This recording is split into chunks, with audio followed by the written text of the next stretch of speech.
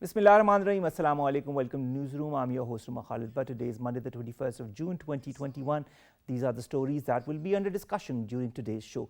We will begin with the future of Iran globally, regionally, nationally, following the election of Mr. Raisi as the new president of the Islamic Republic of Iran. We'd discuss how it is going to impact Iran's relationship as far as the regional powers are concerned, as far as its ongoing relationship with the US is concerned, whether it be the nuclear deal, the JCPOA, whose revival is being talked about under the Biden regime. Is that going to change under the new president of the Islamic Republic of Iran? This is going to be our leading segment of the day. Then, ladies and gentlemen, our second segment of the day deals with our Foreign Minister Shah Mahmood Qureshi Saab, who has said in Turkey that better connectivity between countries should usher in the Asian century. And of course, he talked about the better connectivity for peace, for economic prosperity in the region, and he urged Asian countries to renew focus on geoeconomics and underline the need to promote a rules-based global order. We'll also discuss this under the whole context of the latest developments in Afghanistan. Then, ladies and gentlemen, we will be talking about Prime Minister Imran Khan, who gave an interview to Axios, which was telecast very recently on HBO, home box office, where he said that once the Kashmir issue is resolved, there will be no need anymore for nuclear deterrence. Not only did he talk about that, he talked about the Kashmir issue, he talked about the Afghanistan issue, he talked about its Pakistan's relationship with China, he talked about the different allegations that the world powers have talked about as far as Pakistan is concerned, and more. And then, ladies and gentlemen, we'll be talking about the World Music Day. Today is the 21st of June. Every year, the World Music Day is celebrated across the world and in Pakistan as well. The importance of music is manifold, as we know very well. And finally, we'll be talking about another day that is being celebrated today, the World Yoga Day, that is being celebrated today, and the theme this year is Yoga for Wellness. Of course, we all know that yoga is a form of exercise, a form of methodology to create wellness in your body and in your soul. Let's begin with our first segment, ladies and gentlemen, and that concerns the future of Iran under Mr. Raisi, who's been elected the new president of the Islamic Republic of Iran. More in the following report. The Iranian presidential race 2021 has been won by Ebrahim Raisi after securing 62% of the votes. With all 28.9 million ballots counted, Raisi was elected with a tally of 17.9 million. Turnout in Friday's four-man race was a record low of around 48.8%, and there were 3.7 million invalid ballots that are likely to have been mostly blank or protest votes. Appointed by Supreme Leader Ayatollah Ali Khamenei to the high-profile job of Judiciary Chief in 2019, Raisi was placed under US sanctions a few months later over alleged human rights violations. Mr. Raisi will be inaugurated in early August and will have significant influence over domestic policy and foreign affairs. But in Iran's political system, it is the country's supreme leader, Ayatollah Ali Khamenei, the top religious cleric, who has the final say on all state matters. Raisi will assume the charge at critical juncture as Iran is all set to revive Iran nuclear deal amid domestic economic meltdown. Though the current Iranian administration is suspicious of West, but Mr. Raisi favored a return to an international deal on Iran's nuclear activity, and he promised to eradicate US economic sanctions during his election campaign. Talks aimed at resurrecting the deal are ongoing in Vienna, with President Joe Biden also keen to revive it. There are already reports that the talks will now break up for a few weeks, allowing all sides to take stock of the new reality in Iran. Prime Minister Imran Khan extended his warm felicitations to Iran's president-elect Ebrahim Raisi on his victory on the 13th presidential election. In his tweet, Prime Minister Imran Khan called Raisi a brother and hailed his victory as landmark. Prime Minister Khan's tweet depicts that Pakistan is all set to strengthen its fraternal ties with Iran for sake of regional peace, progress and prosperity. Now, what will be the future of the Islamic Republic of Iran under Mr. Raisi? Mr. Ikramul Haq Sayyed, who's an analyst, joins us online. Sayyed Saab, thank you very much to have joined us. Sir, a lot of questions emanate when it comes to Mr. Raisi as the president.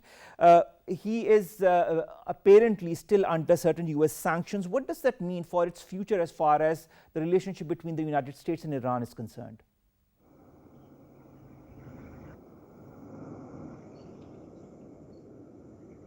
Cyrus? G. Umar, thank you for taking me over and thank you very much for inviting me to talk in this very important juncture where the entire Middle East landscape will be changed. You know, on both fronts, like in Israel and in Iran, the changing of guards has taken up by the extremists. And this is going to be a different ball game for the world in terms of handling their politics in the Middle East and for the internal politics of the Middle East as well. Because you see, from the last 30 years, the world has been very critical about the dismal political situation when it comes to the human rights in Iran. And Mr. Raisi has been on the radar from last 30 years by the International Human Rights Commission and by the Treasury Department, which imposed sanctions on him in 2019 because of his extrajudicial political executions. So Iran has to understand whoever is in charge has to have a diplomatic touch with the international community, with the regional players, and in order to bring a prosperity to their people. If the hardliners policy continues, it will be very much similar in terms of the All internal. right, Mr. Syed, thank you very much. We'll continue our conversation, but right now it's time for a break. Stay tuned.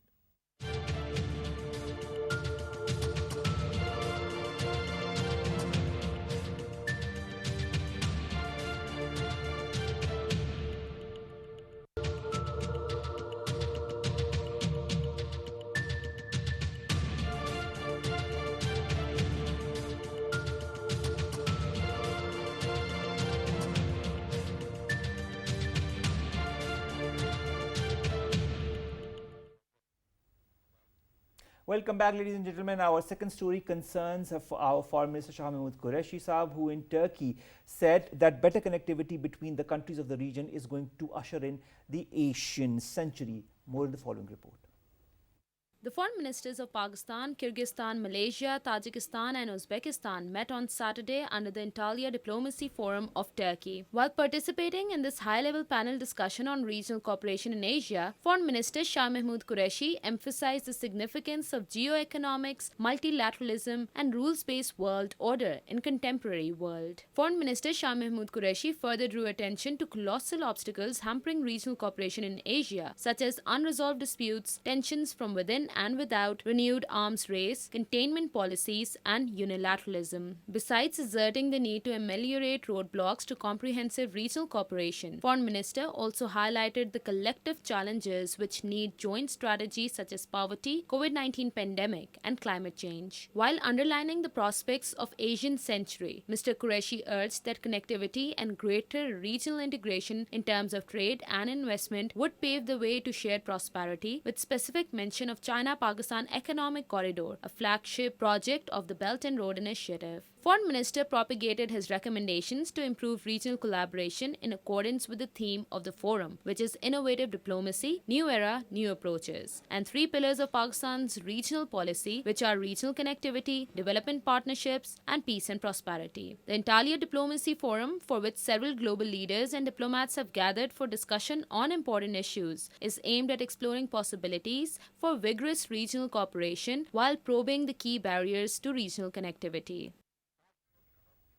Now, to talk more about this Asian connectivity, this Asian century, the importance of Pakistan's relationship with the countries of the region, and of course the countries in general of this region, we've been joined by Dr. Amna Mahmood, who's an expert in foreign affairs. Dr. Saba, thank you very much to have joined us. It's always a pleasure to have you in the studios.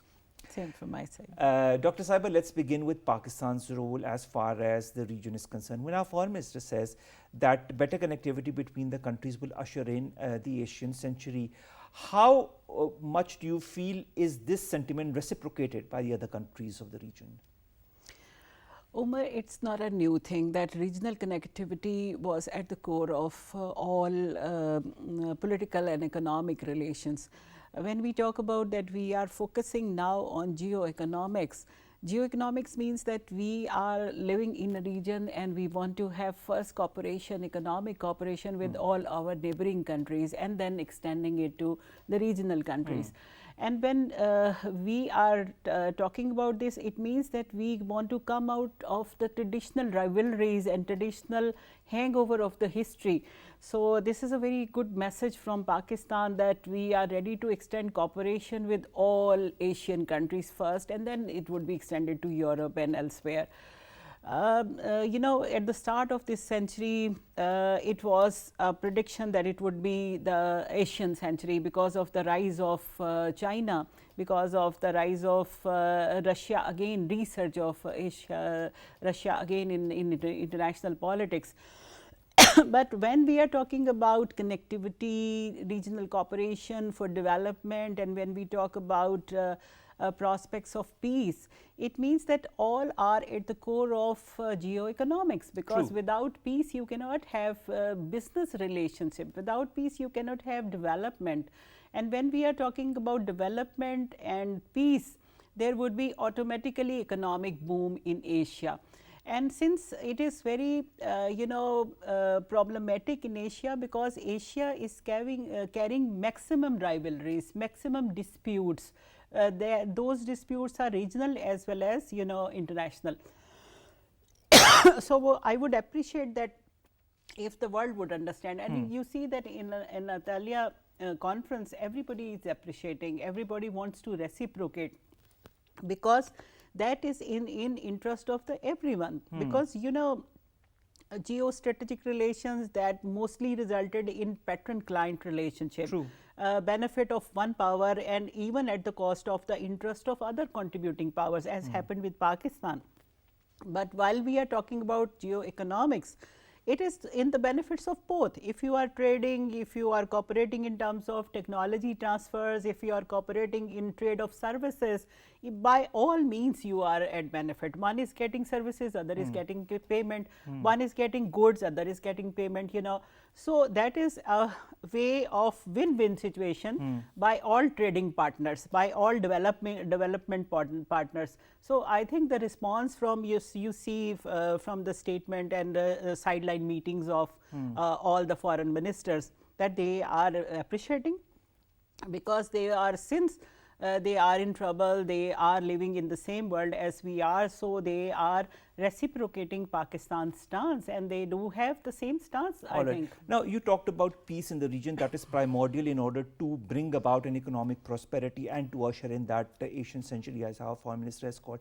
Our foreign minister also said, and I quote, "What I am seeing is that the withdrawal, that is of the forces from Afghanistan, is taking place at a fairly rapid pace, but peace process is moving ahead at a snail's pace," quote unquote. And that is a bit disconnect over there, and that is of concern to me. Of course, he was mentioning the Afghan peace process, the issues that are hampering the Afghan peace process. How do you, because whenever a prosperity occurs in a region, it's when there is peace in the region. And if there is no peace in Afghanistan, if there are still issues that continue to perturb our neighboring country, how can peace come in this region? That is a big question mark, Previously, we saw the Soviet withdrawal from Afghanistan that resulted in continuing civil war, that resulted again intervention of another major power, another superpower, and that war continued for first 10 years against curbing their enemy, Al-Qaeda, and then since 2011 we are listening that they are going to withdraw from here, but that is not possible, it is not materialized yet. But since we do have the deadline of September in the given for that withdrawal, the process of peace within Afghanistan, intra-Afghan dialogue, intra-Afghan solution to the problem is inevitable before withdrawal. And that when you talk of withdrawal, when you talk of the date, that has been set by the US forces, that is September 11. Of course, it's a very important date, nevertheless, because of 9/11. But do you feel that the Taliban have been given an upper edge by the US openly giving them a date of withdrawal of the US and NATO troops? Obviously, but it was a part of their agreement, and you see that Taliban, they kept their nuisance value whenever they feel that US is not abiding by their dictates and what they agreed upon in their agreement. They make nonsense in Afghanistan in terms of American expectations.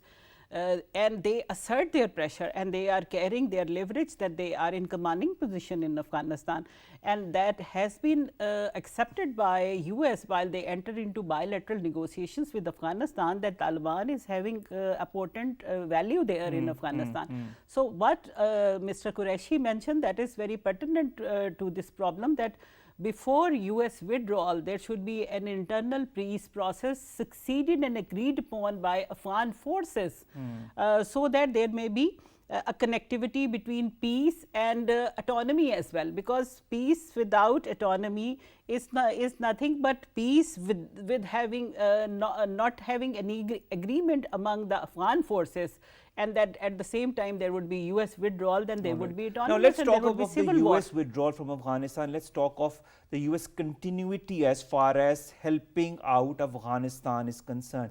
Now we know that Ashraf Ghani and Abdullah Abdullah are to visit the White House on the 25th of this month. We also know that the Afghan president has very recently replaced the security ministers as the Taliban are advancing into so many other territories in Afghanistan. How do you foresee, I mean, A, do you foresee the US still helping out the current Afghan government? B, do you foresee the US also talking to the Afghan Taliban in order to come to the negotiating table, some kind of a pressure tactic?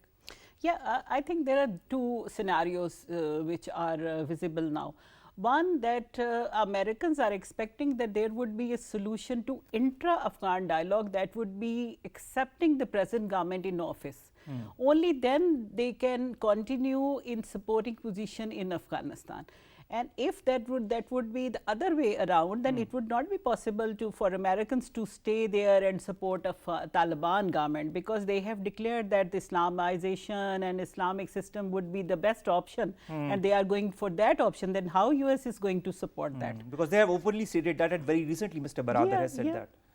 So, I mean, what do you foresee? What's going to happen as far as the Taliban and the current Afghan government is concerned? Do you feel that both the forces at this moment are ready to form some kind of a national government, to have some kind of a consensus, or they each are standing on their own separate lines?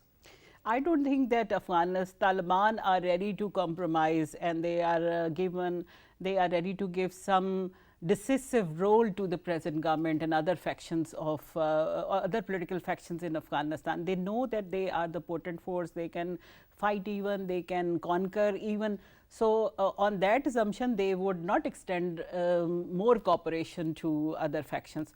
So, available scenario is that Taliban would try to assert and make their own government without having any dictates from any side. Yes, we expect that they would have some compromises, and they would have some power distribution formula and giving some other groups certain power status in certain areas, but that would be that is not sure until unless there is an announcement by all Afghan factions. You know, anytime anything can be happened. All right, when you say anytime anything can happen, and you see the reactions that are emanating from across the world, including from Pakistan, the anxiousness that even our Prime Minister has said, quote unquote, as far as the current unease in Afghanistan is concerned, and the apprehensions of also a civil war that have been talked about in different sections of the society. What do you attribute it to? Do you feel that there is a strong possibility of that? Obviously, without having any agreed upon government in Afghanistan, agreed upon power sharing arrangement in Afghanistan, the obvious result would be and US withdrawal during that period, obvious result would be the civil war. And right now, Afghanistan is having a pivotal position in connectivity, in regional connectivity, and that is very important for China, that is very important for Pakistan, that is very important for United States itself, because United States wanted to have peace in this area, but on their own terms. All right. Thank you very much, Dr. Amna Mahmood Saiba. And of course, this brings us to the end of today's newsroom. We'll see you inshallah tomorrow. Allah Hafiz.